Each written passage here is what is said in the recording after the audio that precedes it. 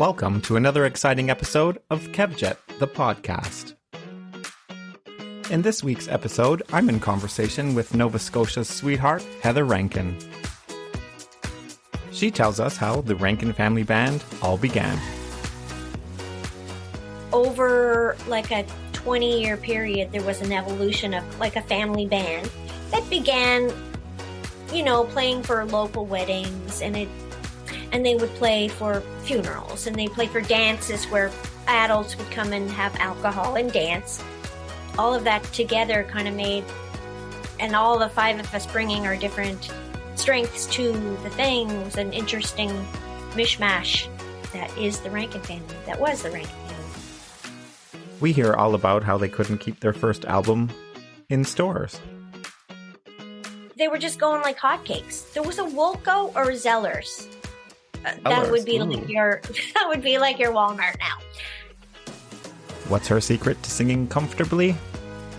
Develop bunions and high heels. They don't go well together, So I said, to hell with it. I'm gonna take them off, and it's so much easier to sing without shoes on. We discussed the tragic loss of her brother John Morris and the impact it had when her sister Raylene passed away. It wasn't until I was driving home to Cape Breton and I heard it on the radio that I realized that it was actually, he had died. But when Raylene died, it was, okay, well, I pretty much might resign myself to the fact that I'm not going to sing again. I asked Heather what her favorite Rankin Family song is. Oh, well, it changes all the time. But if you want people to have a good time, I guess you're going to have to listen to the episode to find out. So much fun. When these things are happening, you think, I'll have the opportunity to do this again. But no, man, that was a once-in-a-lifetime experience. Sit back, relax, and enjoy my conversation with the lovely Heather Rankin. Welcome, Heather Rankin, to Kevjet, the podcast. I am honored and delighted to be here. Thank you. I'm so thrilled to have a fellow Nova Scotian.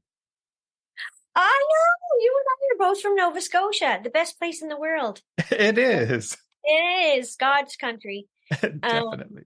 I'm from one end and you're from the other. We are. We complete the puzzle. We do. And both have some connections with fishing and very connected with the water. Music as well. And music as well. You know what? It's a Rose Cousins t-shirt. I love Rose Cousins. It's just emotion. Oh, she's so talented and works so hard. Is just so lovely and humble and just everything you want her to be. She actually played for me last minute. I was, she and I were both participants with the Canada C3 expedition. It was a ship that sailed around the coasts of Canada to talk about reconciliation, to teach people who had platforms and the history that a lot of us didn't know about, responsible environmental stewardship and so on. And she was on one leg, I was on another. But we attended one of the reunions in Vancouver. And she was there and I was there. Everyone was getting up to sing a song or do something. And so I wanted to sing, but I didn't have an accompanist. So she stepped in. She knew the song by ear and she just played it. We didn't rehearse or anything. She just said, just give me a second, and tuned up her guitar and just ripped it. She just, like tough as nails and sweet and lovely at the same time. She is amazing, isn't she? Yeah, she is. I'm glad to see that she's, getting so much exposure in places like the States, and she's been on television, her music, television, film and TV, right? Definitely. Like, yeah. I think she's, there's a famous scene from Grey's Anatomy. That's right. Yeah. She's beautiful. Anyway, she can go wrong in my books. I spoke to her this afternoon, actually, and she told me that exact same story, but she couldn't remember the name of the song. Yep, North Country. That was the song. I'm going to tell her, and she'll be quite excited. You tell her that we're best friends. We're from different ends of Nova Scotia. Why don't you tell me about where you were born and raised and what it was Okay. like? Because you have a really great story, family story. Yeah, it's for people who don't know who I am. I am the 11th of 12 children. I grew up on the west coast of Cape Breton Island. It was largely a fishing community. The church, of course, was at the center of the community. My parents, they had us in like 13 years, 12 kids. And my father played some fiddle, but just for himself. My mom had this, I don't know, vision or she just had this insight that we had a musical ear. She got us up on stage, and from a very young age, we were singing and step dancing. Some of us were playing instruments. Over like a 20-year period, there was an evolution of like a family band that began, playing for local weddings, and they would play for funerals, and they play for dances where adults would come and have alcohol and dance. And my sister Raylene was kind of at the forefront. She was the singer, and my brother John Morris. They were two of the older of the middle section of the family, but they were involved from the beginning. Yeah, she used to listen to the radio, write down the lyrics, and learn her songs that way. I mean, this is before all the technology that is so accessible now. We had records, of course, but we didn't have a record store, and we didn't have a movie theater, and we didn't have any of those things in little rural Mabu was the name of the community. So over the years, the members of the band changed, and the older ones went off and made lives and made a life in doing something else. And Raylene and John Morris, actually, Raylene went to law school, and John Morris also got a degree at university. Well, and the rest of us have as well. But just when Raylene was finishing articling one year, she decided the five of us, the five Rankins, known as the Rankin family, Jimmy, Cookie, myself, Raylene, and John Morris, we're all sort of at a crossroads. Three of us were graduating from university. John Morris was already working a freelancing musician, and Raylene was finishing up a year of articling, and she knew that she didn't want to do that for a living. She and John Morris kind of spearheaded putting a record together. We went to Toronto for, I think it was 10 days, and we stayed in I think it was a 1-bedroom apartment all together. If we didn't kill each other then, we never will. And we recorded our first record very quickly. And then within that same year, recorded a second record. The transition kind of happened in 1989 from a band that plays pubs and adult dances, everything in between, to a concert, to a band to a listening audience, which is quite a transition.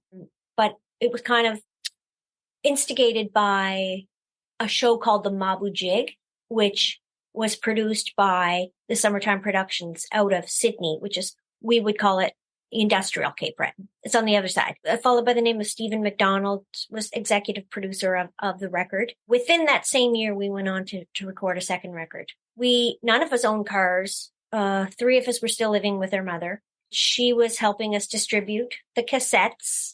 The CDs were kind of a new thing. They were just going like hotcakes. There was a Woolco or a Zellers. That would be like your Walmart now.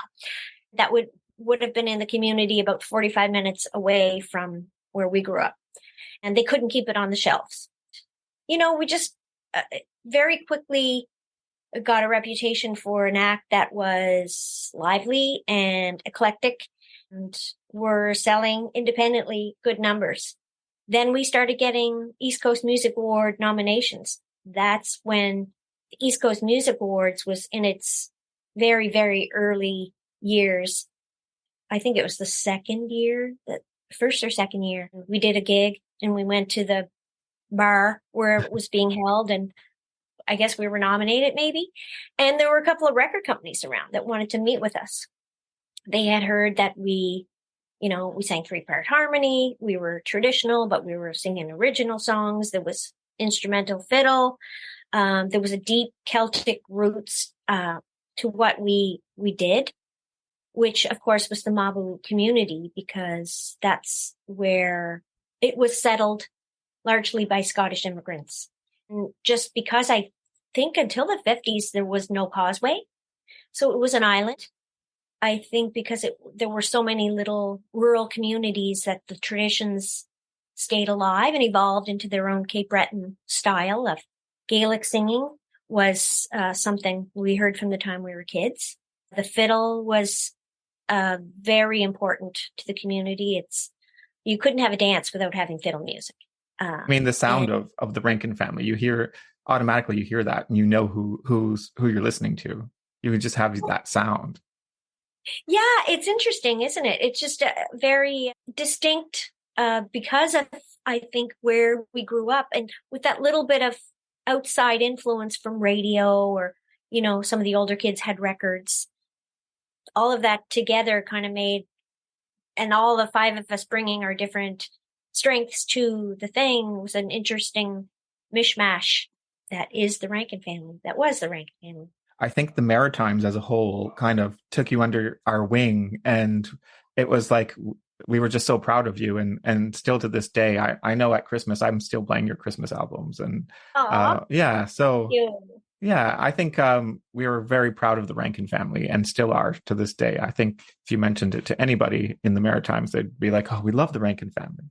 Oh, that's so kind of you. Thank you. We always felt a little geeky growing up. It was doing music, playing music and singing in Gaelic and step dancing, doing traditional music.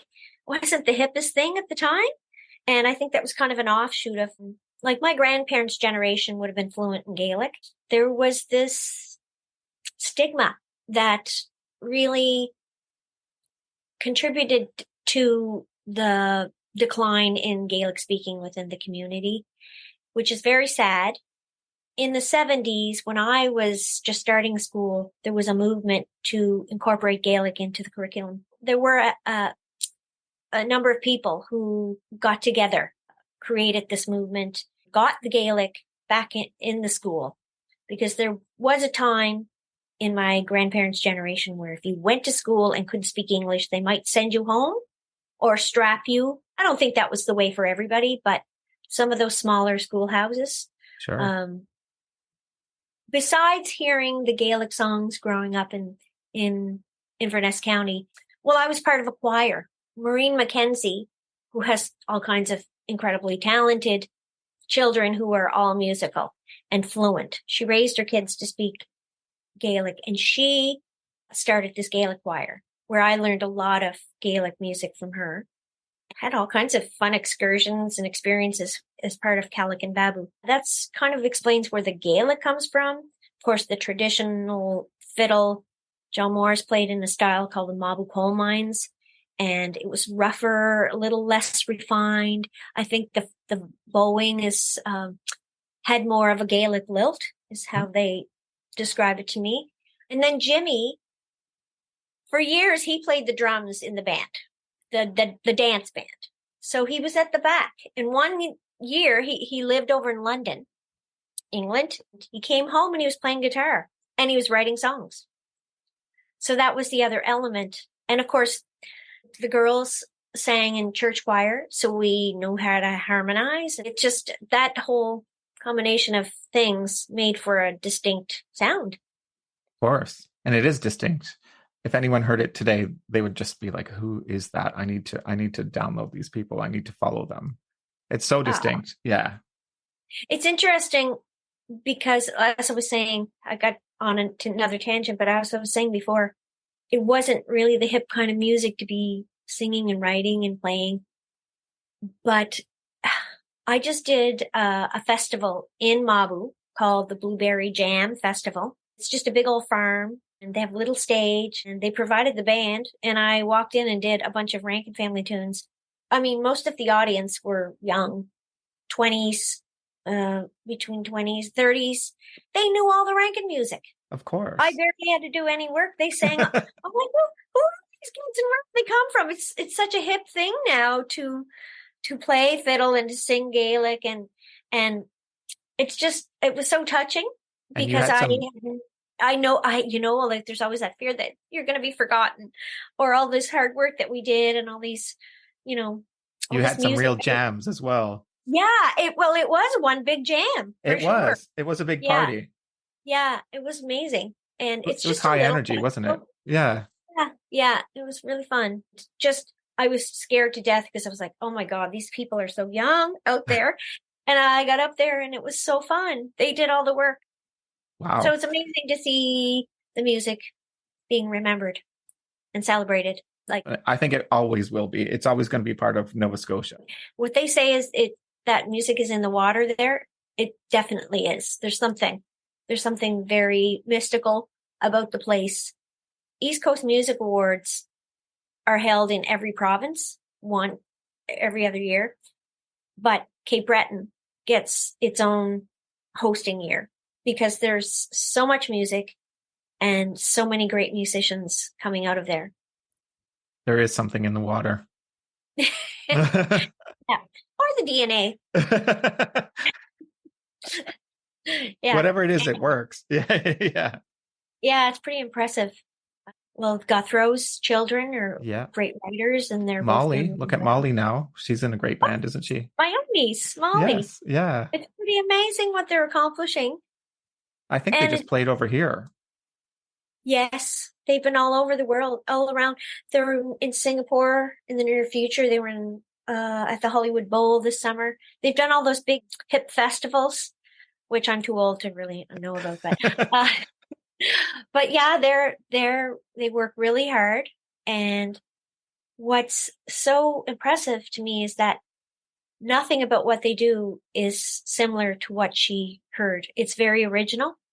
She heard from the family. Sure. It's, and she had the opportunity to ride that coattail, but she's laid her own path, and that group has a very distinct sound as well. It's Definitely. it's really lovely. But Very proud of she's got those genes though. her. Yeah, she's got that hard working gene, that's for sure. Definitely. Yeah. Definitely.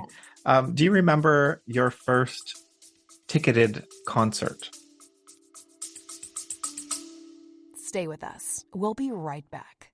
Join us each week on the Well Beyond Medicine podcast as we explore the 80% of child health impacts that occur outside the doctor's office. Listen and subscribe at nemourswellbeyond.org, where you'll hear pediatric experts, researchers, and policymakers from around the world discussing ways they are revolutionizing children's health. I'm your host, Carol Vassar. Let's go. Let's go. Well beyond medicine.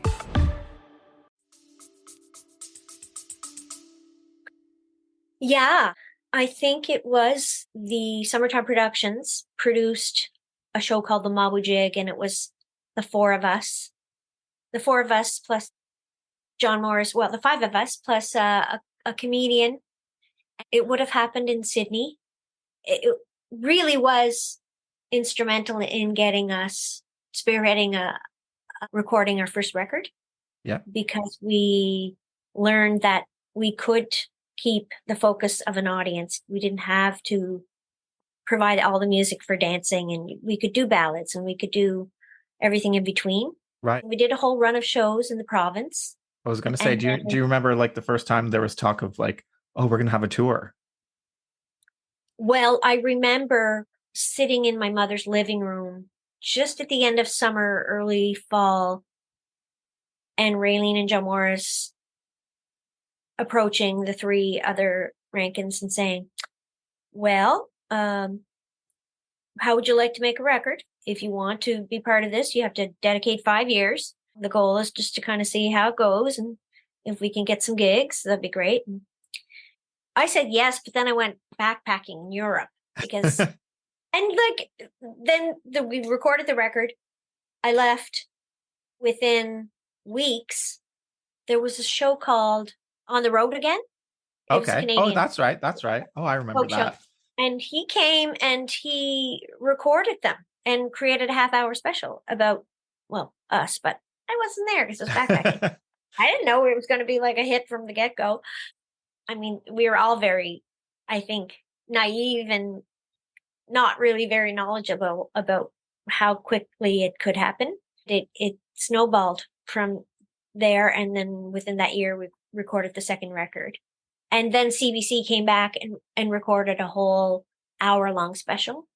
And then we got featured on Anne Murray, and we did the Rita McNeil shows. So many of those festivals across the country and those television broadcasts really, really put us in everyone's living room.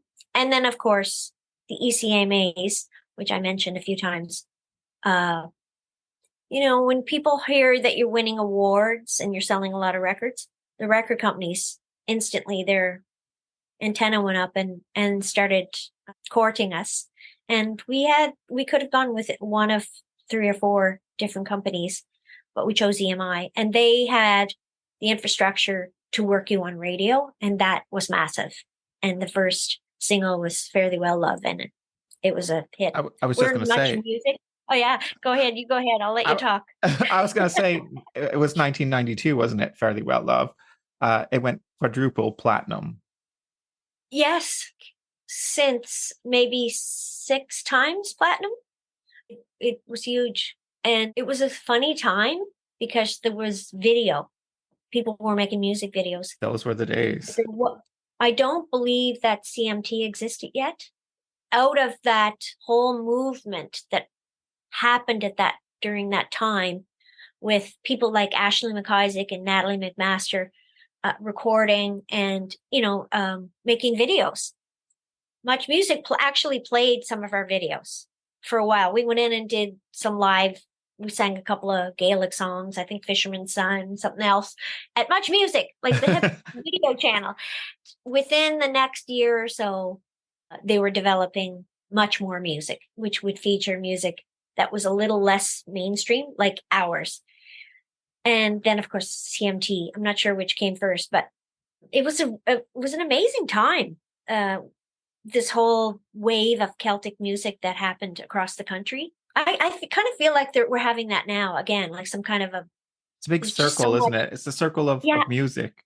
Yeah, it's amazing. Like, I just can't believe all the great stuff that's coming out of Cape Breton, and very diverse in Nova Scotia. Like, there are rappers that I know, and there are fiddlers that I know, and it's yet to be seen because our population is changing every day, every year here now with immigrants. So sure, it's going to keep growing. It's going to evolve even more. And the greatest thing about Nova Scotia is everybody's so supportive of one another.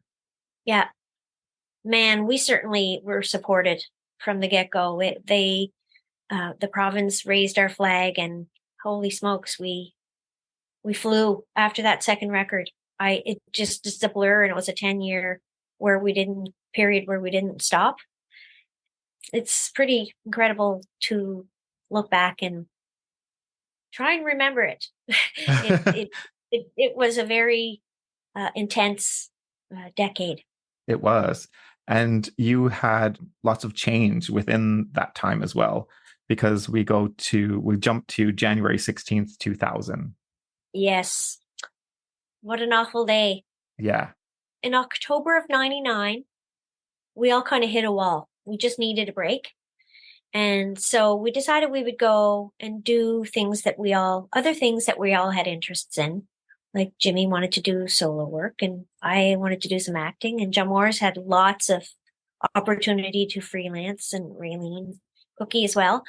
So we decided, we took a break in October. I think Halloween, or I think October. Yeah, one of those dates, and it was our last gig, and we all went our separate ways. In January, John Morris got in the truck to drive his son and 2 friends to a hockey game, and hit a pile of salt. And it's the most beautiful spot in Cape Breton. It's on, I think it's called the Shore Road, and it's between Broad Cove and Margaree. And he probably took that route because it was a beautiful Sunday morning, crisp winter morning. And just unfortunately, they left the road and went down a very steep cliff. And landed upside down in the water. John Morris didn't make it. Took them a while to retrieve his body from the ocean, but the boys miraculously got out and survived to tell the story. Very tragic. It was a huge loss for his wife and his children, and they were all young. Like they were young, 12 and 14, I think, 15, which is a tough time, to lose your parent. It was, and it impacted Nova Scotia as a whole because you guys are at the height of your career as well at that time. Even though you have taken a break, you're still in the mainstream, and everybody was devastated, and everybody was there to give you guys support. And I remember that time. It's so clear in my mind, seeing it on the news. And I remember just being in a state of disbelief because my brother called me. He had to deliver the news. I have one brother who still lives in the community of Mabu, and John Morris was living in Cape Breton, but not in Mabu.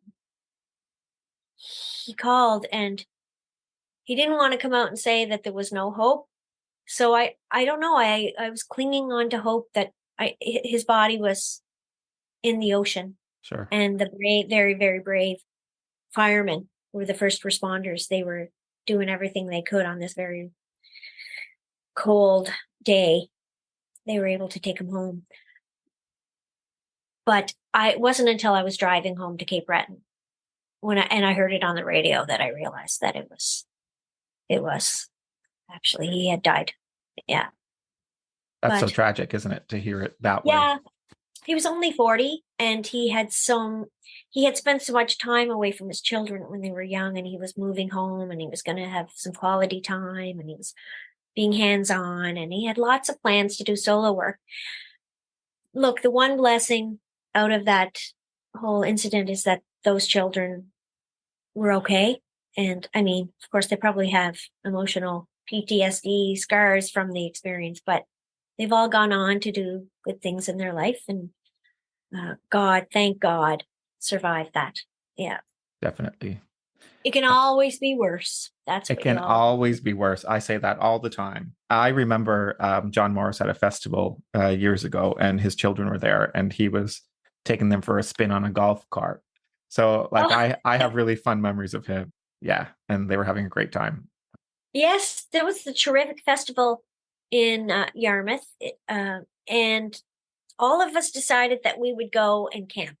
For some reason. And did we ever have fun?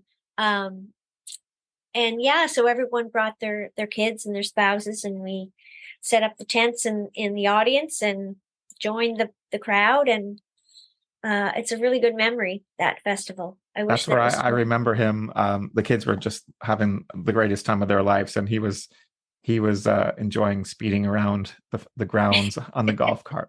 He was always very cognizant of involving them and giving them opportunities that, to make up for time that he didn't have, like Halloween and birthdays and those kinds of things. First day of school, you miss when you're on the road gigging. Of course. But yeah, he'd take Michael to a Blue Jays game, or he was really good like that. Yeah. And then too soon. Too young. Yeah. Very young. And it was a sad loss.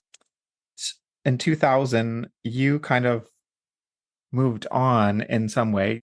You joined forces with Carly Simon. Oh, yes, that's right. Yeah. So how did that come about?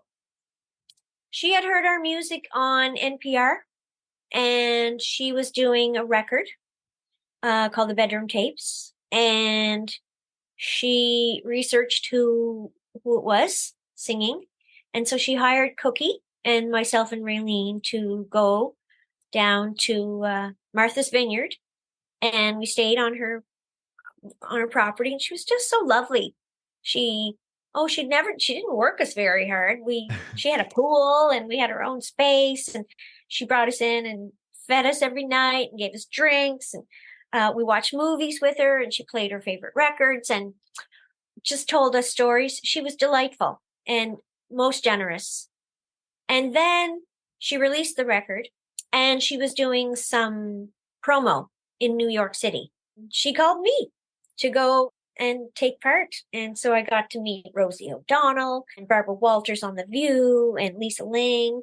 And I went to the Letterman show, but she wasn't singing a song that I sang on for that show.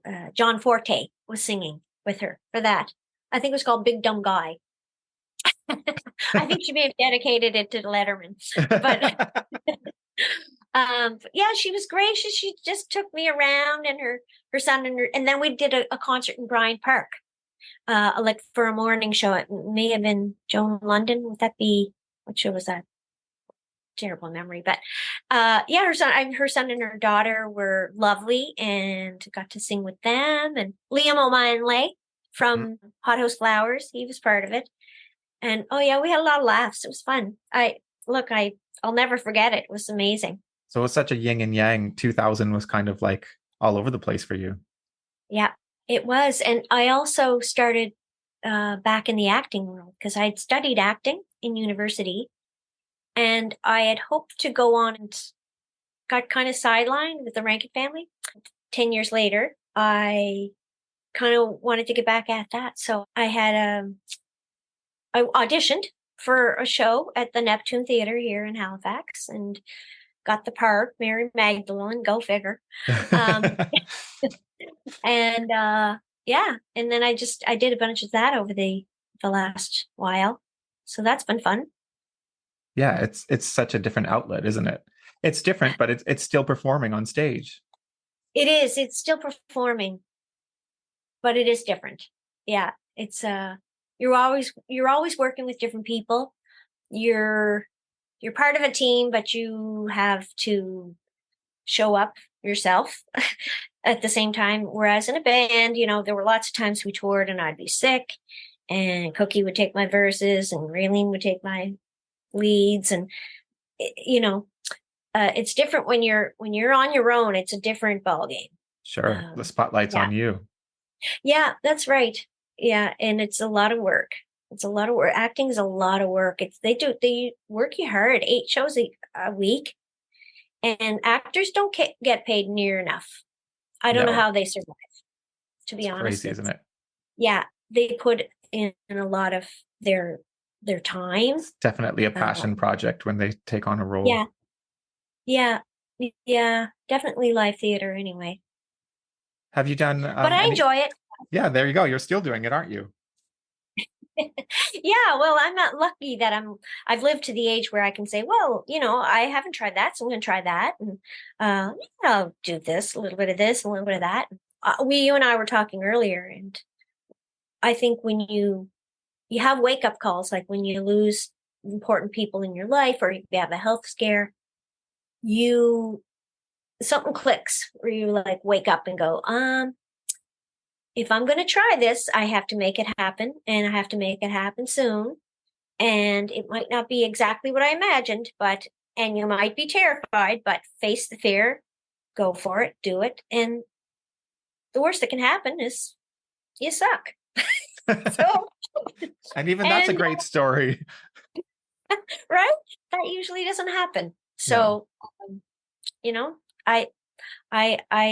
I did when Raylene passed away in 2012. That's my next topic, actually. Your group, which you depended on a lot as a group on stage, each other. So you lost John Morris, and then Raylene passes away. Yeah, well, when John Morris passed away, the girls had just released a Christmas record, 97, a few years before that. We still had a platform from which to perform and tour. But when Raylene died, it was, okay, well, I pretty much might resign myself to the fact that I'm not going to sing again. I heard you say that at Bruce Guthrow's when you were in the round with Gordie Sampson, and it never ever dawned on me that you would have ever thought that. I never saw myself as a lead vocalist. I didn't. I was probably the quietest member of the Rankin family. I don't know, maybe it comes with being the youngest, but also I had to develop and hone my own style and figure out what I enjoy doing. And I think that came much later, but it also, I honest to God, I never ever thought that I would make my own records. And I never thought that I'd be up on stage by myself. I did stuff like that when I was a kid and would front like the choir, the Gaelic choir and stuff, and lead sing in church. But it took a lot. It took a lot of courage to do that. And it was people like Bruce Guthrow, who even before I had a record said, come and join us in the circle. And I'm not the best writer, but I do write. And I kind of tried to talk him out of it, but he was like, no, come sing whatever you want. It doesn't have to be original. So I did. I'd go and I'd sing a couple of Rankin tunes and I'd sing a couple of my own. And he was very gracious. He's one of those people who recognized that, I maybe was struggling a little bit, and he was very generous with his platform for sure, and not just to me, to so many people. Yeah, and there were other people like Frank Davies, who is a publisher, a songwriting publisher, and I'd shared some of my songs with him, and he was like, "Yeah, you need to." He encouraged me, and he took me under his wing and helped me find somebody to make my first record with, and to write with, and if he, I don't know what I'd be doing now. It probably just old and retired. So I'm very grateful to people like that who were generous. Yeah, who just kind of lifted me out of a place that I wasn't so sure that that I had it in me. And I'm having so much fun now. Good. I don't know, when you hit your 50s, a lot of that anxiety and that fear, it starts to fall away. It's just like it kind of cracks and falls away. And it's like, you just do stuff, and you always come away from it feeling like you've had a new experience, that you've learned something, that you've become stronger, and that somebody out there what you did resonated with somebody out there. And lots of people come up and say, you helped me, or you helped me through this, or that's huge. I absolutely love that. And I'm getting that just from the podcast. And I'm like, you forget once you release something to the world. I had this conversation today with Rose, and you forget that you release something out to the world and it's out there, and you get these random messages at these random times from these random people. And they're just like, thank you for whatever the message was that you put out there. And it always makes me sit back and think, oh my gosh, like it stops my heart for a second, because you just forget that these people have access to that, for starters, because it's something that you did a while ago. And second of all, you didn't do it on purpose for somebody. You did it because it's a passion project and you enjoy doing it. But then when you get all that feedback, it just makes you so happy. Yeah. And being part of that social circle of musicians and writers and stuff, I really missed that, because I on the road, I really hung out a lot with the other members of the band who weren't family, like the drummer and the bass player and the fiddler. Sure. And I had a lot of laughs with them. It was kind of my way of growing up without other family members being in their shadow. So yeah, I really missed that when we weren't touring anymore. And but absolutely, you don't think when you're putting something out there that people are gonna like it, or it's gonna move somebody or change their life, or whatever message they send you. So it's pretty incredible. And sometimes that stuff comes at the time you need it the most, because it's a hard business now. Like, you're putting so much stuff out there online, and you're not really getting world, isn't it? It is. It's a different industry than when we were coming up. Do you do TikTok? Yeah, not so much. I have a young lady who helps me with the technology, because I never saw a computer before 2000s. Like, we didn't have, kids now, they're playing with the jiggers. In the 1900s, it was a different world. You got that right. It was calling the very early years. I remember calling the operator and saying 33, or whoever you were calling, right? And then they would connect you. And then it got fancy, and you had the dial. And And now you just touch a button and someone's in front of your face. it's amazing. It's amazing. Uh, Kids these days have no idea, but technology can be so frustrating for someone like me coming out of that era, because like if there's no button that says on and off, you know what I mean? It's a whole other way of getting your brain around how to use something. Um, And social so media is a lot, to be honest, because it is. you can't just focus on the one platform. There's so Nope. many platforms now, and it just feels that you have to be involved. You have to have a little bit in. You're dipping into every different platform, and it is a Yeah. lot. Yeah, it is. And it's time consuming. Oh It's gosh, it's a lot of work. And in our day when we were coming up as the Rankin family, you didn't share personal information. You didn't. It was so careful. And everyone was so careful about what they shared. And you never really got too personal. And it's crazy to see what we put out there now. I Like, know, it's bizarre. It really is a bizarre time. I know. Um, One thing that you still have your foot in Cape Breton because you are a co-owner of the Red Shoe Pub. I do. Yes. Yes. Tell me We about that. have owned the Red Shoe Pub. Well, the Red Shoe Pub, before it was a pub, was a general store when we were growing up. Okay. And you could go and buy sneakers or nylons or whatever you needed. And then it had other lives. I think they sold insurance in there and couple of other things. But uh, uh, these brothers, Wilson brothers from Ontario, moved to Mabu, and they bought it and converted it to a pub. And they operated for 4 or 5 years, I think. And then they just couldn't make a go of it. So they sold it. And it had been sitting there for a couple of years. And Cookie Raylene and my sister Genevieve and I were sitting in my mother's kitchen and had the conversation. We should go look at it. How hard can this be? If we buy it, I'll manage it. Okay. I've never worked in a restaurant. I've never worked in retail. So anyway, we went and looked at it, and we bought it, and we spent the year just setting it up, hiring a chef, designing a menu, and we opened, and I was managing, and not a good idea when you don't have a clue what you're doing.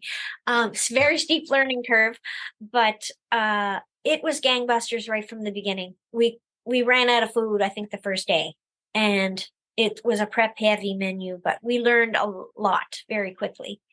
And it's like that now. We open it, and there are lineups all summer long. It only seats about 120 people in Okay. total.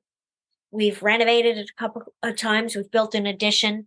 Next thing we have to do is build a nice kitchen, because what they dole out of that tiny little space is amazing and very consistent, and they work really hard.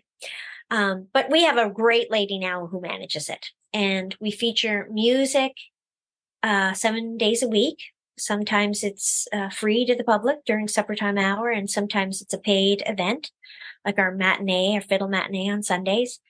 So there's always something happening in there. And we're really the only game in town. It's the only pub and the only restaurant that's in operation in Mabu right now.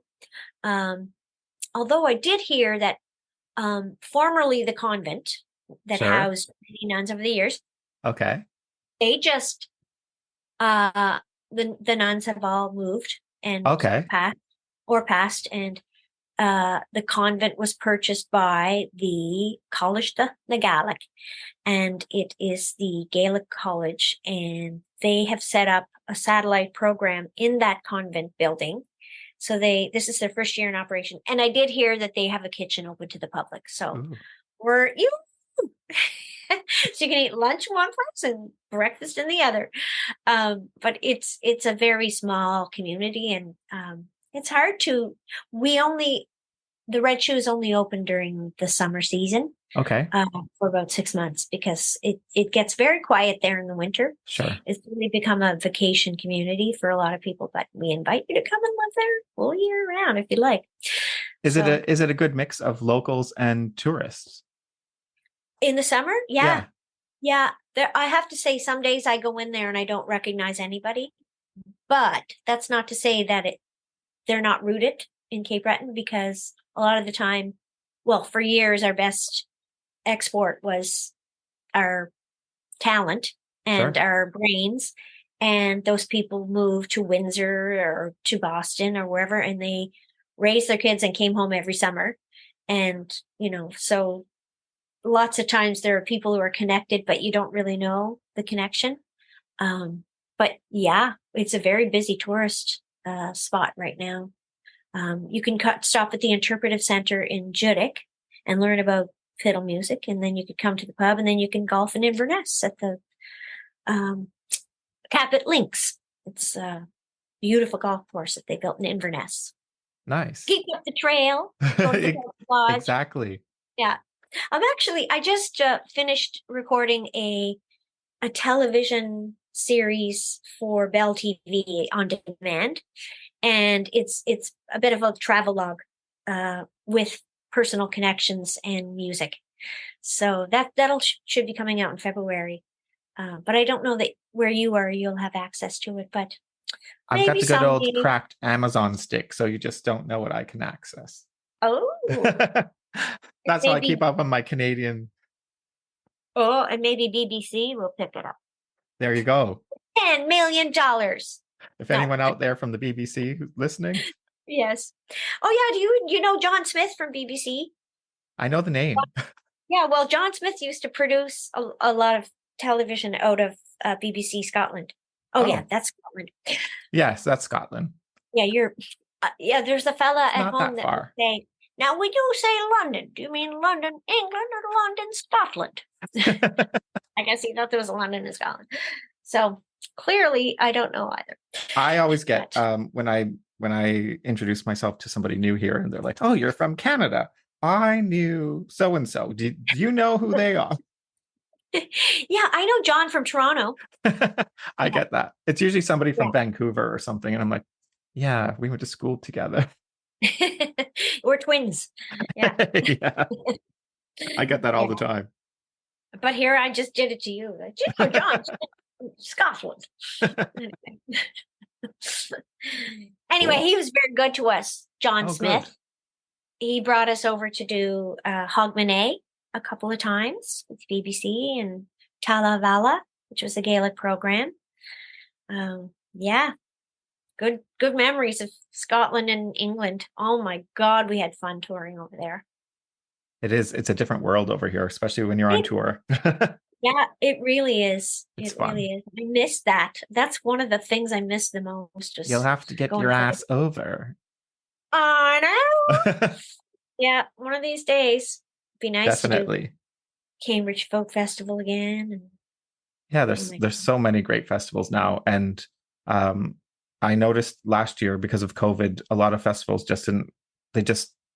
they couldn't manage, so things were canceled left, right, and center. But this summer, fingers crossed, things have reemerged, and it was a very busy festival season over here. And let's just hope and pray that continues because there's so much talent that comes over here, and there's so much talent here. Yeah. Oh God. Yeah. Wicked. Yeah. Do you have any plans for? Sorry, I was No, just go going to ahead. say COVID really wreaked havoc with all things performance and entertainment. My God, talk about frustrations with technology, trying to do stuff at home, and was a whole other racket. But everyone's work got canceled, Tours were canceled. Everything. I know it was. And then everybody, when the restrictions were loosened up, everybody was touring at the same time, and it was challenged just to get people right. So it's still not quite back to normal, but no. Sounds like your festivals are back on their feet. Over here, we don't even say the C word. Yeah. Oh. Do you have, my next question is, do you have any plans for a new album? Before COVID, I was working on a record with Donald Lunny, and I had gone to Ireland a couple of times to workshop some songs, and it was shaping up to be a very traditional Gaelic record. We haven't picked up where we left off just because a lot of things have been happening and he's been busy. But I hope that someday he's able to do it with me before I die. Not that I'm planning on dying, but one never knows. Yeah, because he's just a lovely guy. It's super talented and just such a history of producing and playing terrific music. We actually toured in Australia and New Zealand in the 90s on the Irish Guinness Festival. And he was on that tour. And Sharon Shannon was on that tour.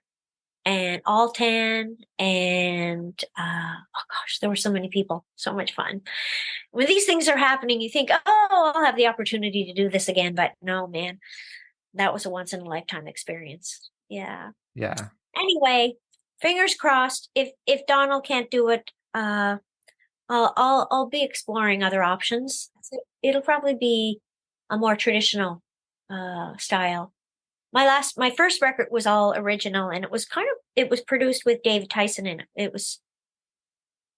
He's a pop songwriter Was and that a producer. fine line?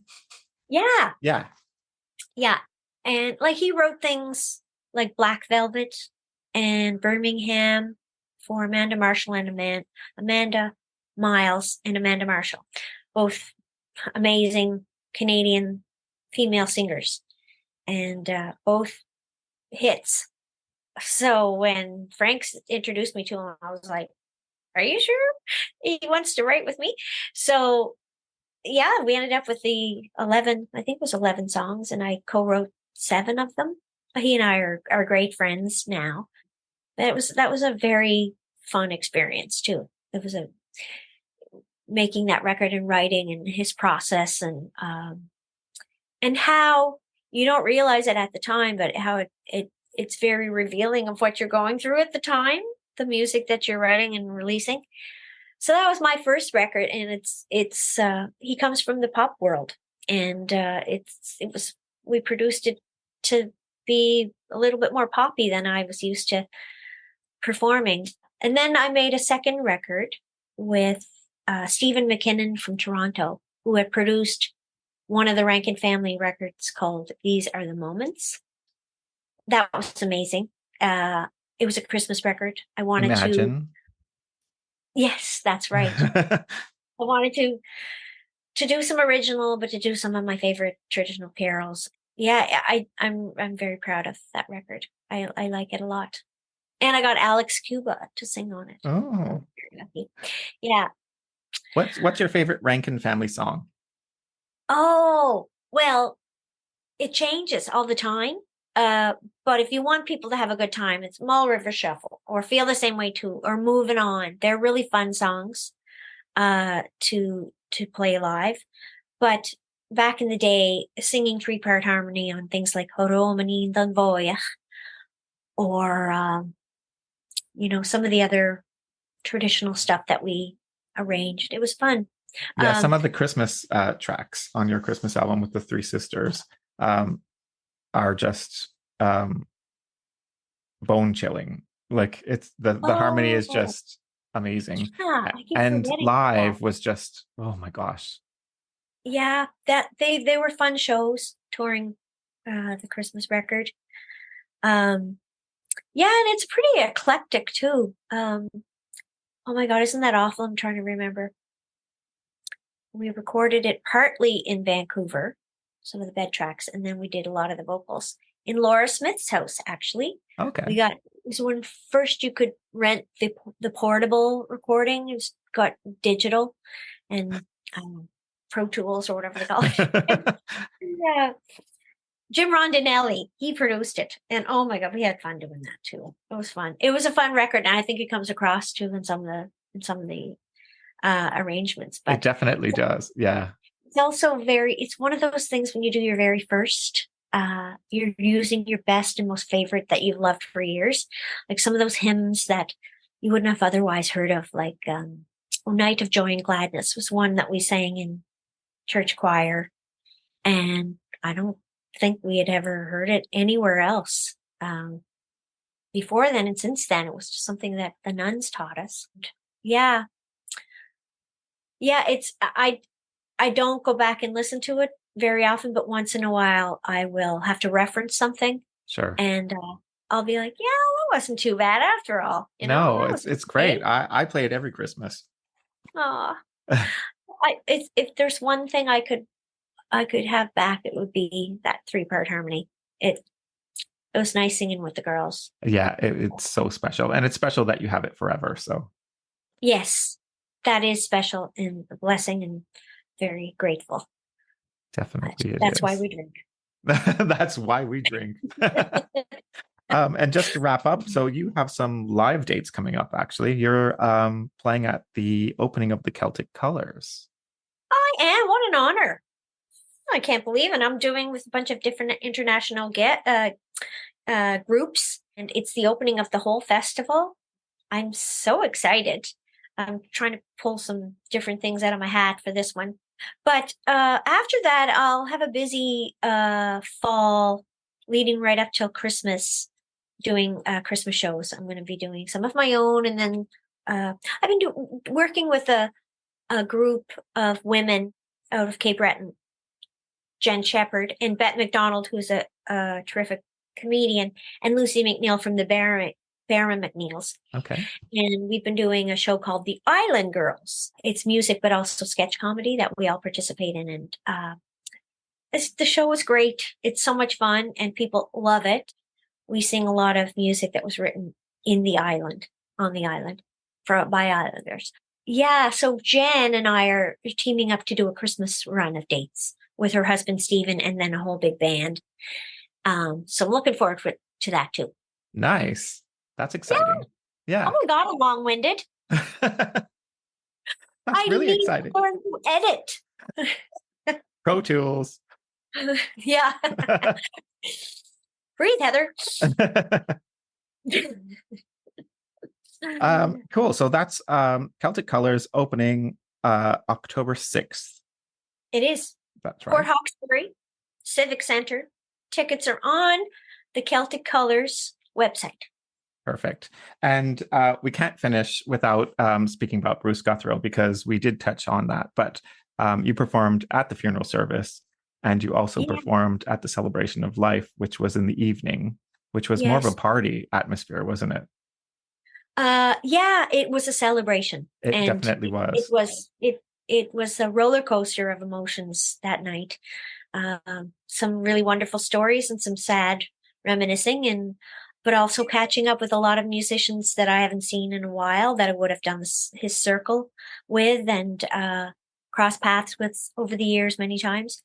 But Bruce, I'll always be indebted to him because even before I knew myself that I could write and record and do solo work, he invited me into his circle. He was very gracious and very generous. I'm really, really going to miss him. I'm having a hard time just processing it. Somebody said it better than I did. I could, that everyone felt like he was their best friend because he treated everyone equally, as generously, shared his platform. It's hard getting old, isn't it? It is. And he wasn't that old. That's the other thing. He just had so much to give, so much more to do. And his children are still, they're adults, but they're young. Oh, life can be challenging sometimes. It's sad. And I feel terrible for his wife because I know they've been together for many, many years. And they brought the best out in one another. And I guess we just move on. It's definitely a huge loss to the Maritimes, the music industry. Huge to the music community and to his friends and family especially.